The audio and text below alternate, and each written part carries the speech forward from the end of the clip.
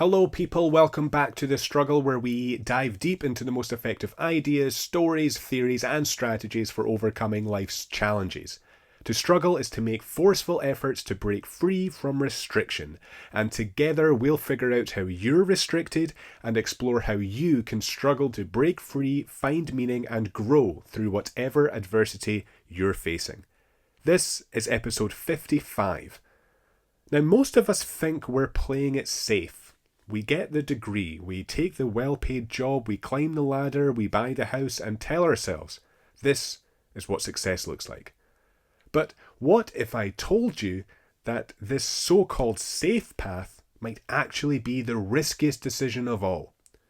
We avoid uncertainty like the plague. We choose guaranteed mediocrity over the unknown, even if that unknown could lead to something far greater. But what if we've been looking at risk all wrong? What if the real danger isn't in taking the leap, but in never taking the leap at all? Today we're diving deep into why we're wired to fear uncertainty, how we miscalculate risk, and why settling for security might be the biggest gamble you'll ever take. I'll give you two stories, one of comfort, one of ambition, and by the end, you will have to ask yourself, am I truly playing it safe, or am I just avoiding the risk of living the life I actually want? But before we get to that, this episode is brought to you by The Struggle newsletter. This is a fortnightly newsletter that I send out every other Sunday that contains a short article concerning the art of embracing struggle, and it also includes recommendations such as new music, movies, podcasts, strategies, theories, books, anything I can think of that will help along the way. So to sign up completely for free, go to gregorthomson.com, the link will be in the show notes, confirm your subscription, and then make sure you check your spam folder for your welcome newsletter, and then add me to your contacts to continue to receive it in your inbox every other Sunday for free. And that's it. You're on your way to productively struggling more, or productively struggling less, depending on what you need, and being more productive, healthy, and motivated. Now, let's get on with the struggle.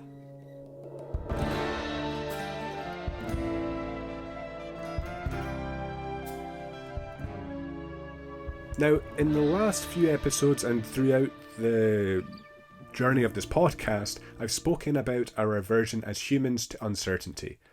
We would choose certain mediocrity or even certain depression over uncertainty.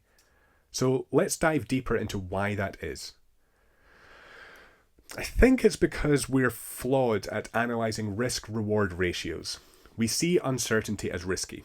We see chasing a lofty ambition, aiming at something big, or pursuing a passion as riskier than staying on the path that most people are on, the path of university, then a well-paid job, then the promotion, then marriage, then a mortgage, then kids, and then retirement. But is that path actually less risky than the path of chasing a dream or going against the grain? It certainly feels safer to have a stable job, to do what everyone around you is doing, to own your house in 30 years. But is it? So let's analyse this with two examples. Let's say we have two people, Jeff and Gill. Both Jeff and Gill have finished high school and went to university. Jeff, from a young age, wanted to be a musician, but he felt pressure from his peers to study something he was good at, that paid well, but that he had little passion for. For argument's sake, let's just say that that's law. Gill, however, always wanted to be an actor.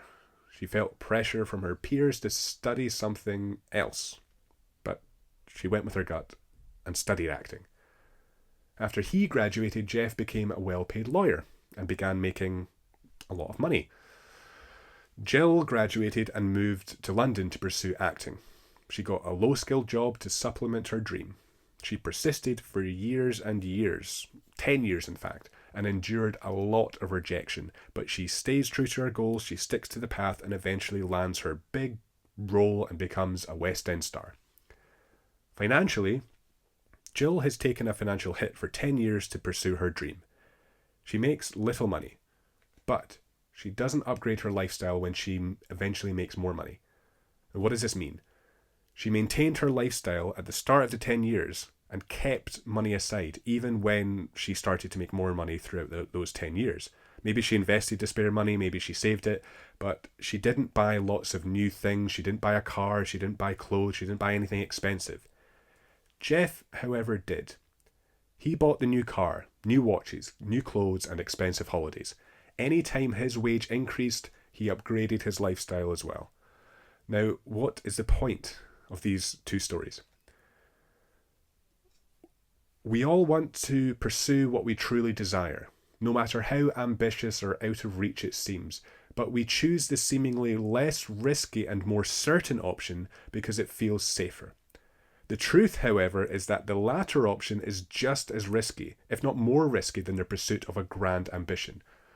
Whilst over the span of those 10 years, Jeff was able to upgrade his lifestyle as he made more money, Gill ultimately gained something Jeff didn't: freedom.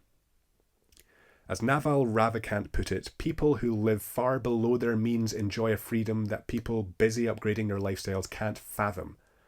By taking a financial hit for 10 years, Gill was able to achieve her dream, and by not upgrading her lifestyle when she eventually made more money throughout those 10 years, she gave herself the financial freedom to never have to work for anyone ever again. She could act whenever she wanted to and had the money to fall back on, whereas by upgrading his lifestyle every time his wage increased, Jeff was always living paycheck to paycheck, no matter how much he made. Yes, he had the nice car and the nice house and the nice clothes, but he never had any spare money at the end of the month. Surely, living paycheck to paycheck is riskier than living off a little for 10 years to eventually have enough disposable income to quit the rat race altogether.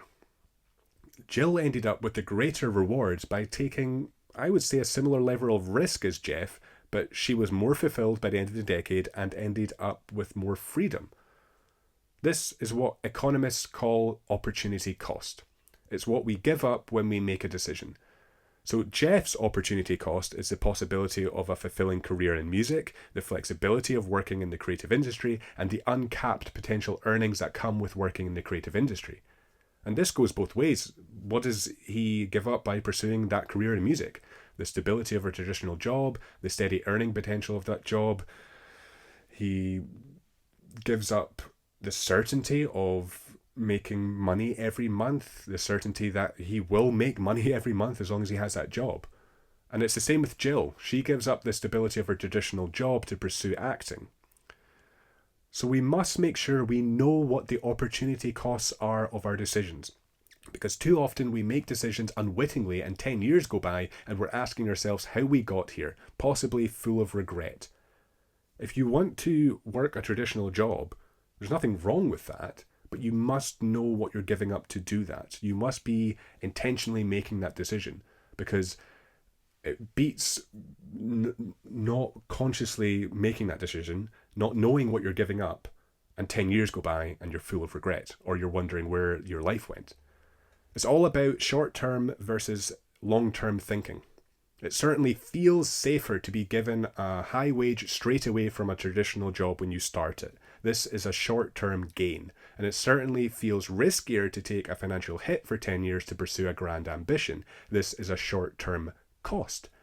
However, the difference is that after 10 years, the paycheck from the traditional job is capped. Even if you are promoted, there's a limit to how much you're going to make, and you are trading your time for that money. That's a long-term cost. Whereas the paycheck from the grand ambition is potentially uncapped, a long-term benefit or gain. The fulfillment felt from earning a high wage is a short-term benefit if the job itself is unfulfilling, whereas the fulfillment felt pursuing a grand ambition you're passionate about for 10 years, which eventually allows you to quote-unquote make it, earning a living from that ambition, is more sustainable and meaningful, which is a long-term gain. Now, it does seem counterintuitive that feeling safe within the confines of a mortgaged house, working a sensible, well-paid job you feel no passion for, carries little risk with a moderate level of reward. However, this is a lie we tell ourselves to justify our choices. The truth is that when we settle and sacrifice adventure and the unknown, we are risking our own fulfillment, which I'm sure we can all agree is vitally important. The risk of not fulfilling our potential is huge. because we only have one life. And so settling for mediocrity is actually the biggest and most significant risk we could possibly take. It's a big sacrifice. It's important to gauge risk and reward when making any decision. Jeff certainly chose the life he thought was less risky, with certain rewards, like money, security, and stability. However, what is he risking? What is the trade-off? His fulfillment and his potential and his passion. We like to think that inaction carries no risk, that if you don't pursue a grand ambition, you're not risking anything. But in reality, inaction is just as risky as taking action, except that the former rarely produces a reward, whereas the latter is much more likely to. So inaction carries the risk of never fulfilling one's potential while producing no reward. So we can all agree that that's clearly not a good choice. Settling, i.e. taking a well-paid job one has no passion for, which promises progression but has a cap on earnings, is seemingly less risky. But you're still risking your fulfillment, your true earning potential, because you might be able to earn more than what is offered to you by your employer, and your time, because you are trading your time for money. There are rewards with this choice, however. You are receiving a good salary, you have the stability of a traditional job, and you will feel safer. But those rewards are capped. There's a limit to how rewarding that life can be financially and psychologically, as long as you feel little passion for that job. The last choice is pursuing something ambitious, chasing what you've always wanted to achieve. This carries risk for sure. You risk the stability of a traditional job, you risk a consistent and stable paycheck, you risk being embarrassed or feeling judged by those around you. You risk feeling behind those around you. But here's the thing. The reward is potentially greater.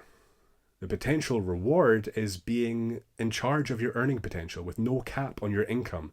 It's doing something that is meaningful to you. It's experiencing true fulfillment. If you take this podcast as a prime example, I'm still at the start of pursuing this grand ambition of having a successful podcast. I have sacrificed a well-paid but time-consuming job that I'm certainly qualified for in favour of a low-skilled job in retail that I have no passion for, but this job gives me the time to record this podcast. I am certainly striving towards a grand ambition of being paid to record this podcast, and the risk is having to work in a job I feel no passion for years, feeling uncertain about whether or not this podcast will work out. The uncertainty of this podcast is a risk. It's putting work into something that comes with no financial reward for a long time. However, the potential reward is building a successful podcast. It's feeling fulfilled and proud of the effort I invested in making it work, and it's the potential earnings that could come from this grand ambition of having a successful podcast. We all put too much weight on the risk with little concern for the potential rewards. In 1979, through a study, Daniel Kahneman and Amos Tversky developed prospect theory to explain how people make decisions under uncertainty. They discovered that human decision-making is not purely rational, surprise, surprise, and is heavily influenced by psychological biases, especially loss aversion. Kahneman and Tversky presented participants with two different decision-making scenarios, one framed as a gain and the other as a loss. Even though the actual outcomes were mathematically identical, the choices people made makes for interesting reading.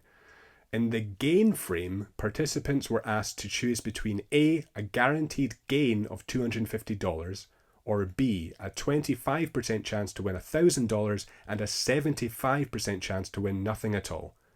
Most people chose, surprise, surprise, A, the certain gain avoiding the risk. In the loss frame, however, participants were asked to choose between A, a guaranteed loss of $750, or B, a 75% chance to lose $1,000 and a 25% chance to lose nothing. Most people chose B, the risky loss, willing to gamble to avoid a definite loss. So, to summarize this experiment, losses feel more painful than equivalent gains feel pleasurable. People avoid risk when gains are on the line, but take risks to prevent losses. So to put this in the context of life, it seems that people view the uncertainty of pursuing a grand ambition as a potential loss rather than a potential gain. They would rather accept the perceived lower risk option of a mediocre and certain life than take a calculated risk to achieve something greater. We overestimate the risk of the pursuit and underestimate the risk of not pursuing anything at all. Investors study this risk-reward ratio when making particular investments. Usually, the stocks that carry the biggest potential for reward come with an equally significant risk. Meanwhile, the stocks that have a moderate reward potential come with less risk. This is similar to life. When we settle for a moderate life, the likely rewards are also moderate. However, where life differs is that the risks associated with living a moderate life are substantial. We risk rarely feeling fulfilled. So we are risking a lot and gaining moderately. We settle for a moderate life with a high risk for a moderate reward. Whereas when we take big risks for the potential of big rewards, we're more likely to be significantly rewarded. So the choice ultimately comes down to two options. Take a big risk by settling and gaining moderately, or take a big risk by chasing a dream and possibly gaining big. It's the choice between staring at a computer screen for 8 hours a day at something you don't care about, or experiencing the adventure of a lifetime. So with this in mind, why would you ever choose the former? As I've said, we only have one life. We all have an expiration date. Do we really want to approach that date knowing we settled and lost? Now, just to be clear, I'm not saying that working a job that other people are doing, or most other people are doing, is failing or failing to live up to your potential. Just that if it's something you feel no passion for, or it's a job in which you are settling, it is a problem. Is it not better to approach that expiration date with either the knowledge that we sacrificed safety and comfort for the possibility of an adventurous life and failed, or the much more likely and satisfying knowledge that we sacrificed safety and comfort for the possibility of an adventurous life and actually achieved it?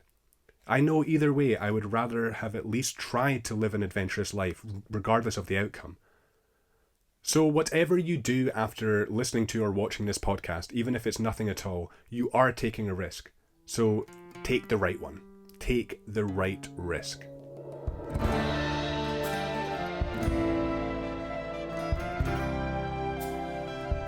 Hey guys, just a little bit of housekeeping before you take off. Firstly, thank you so much for watching. It genuinely means a lot to see people watching and liking the content. Second, if you're enjoying the content, please subscribe to the channel. That's the best zero-cost way you can help support the podcast. As you can probably tell, I don't have a team behind me helping with recording or editing the podcast, and I certainly don't have a lot of fancy equipment, so any help or support is greatly appreciated because it will help the podcast grow and get better. And finally, keep on struggling.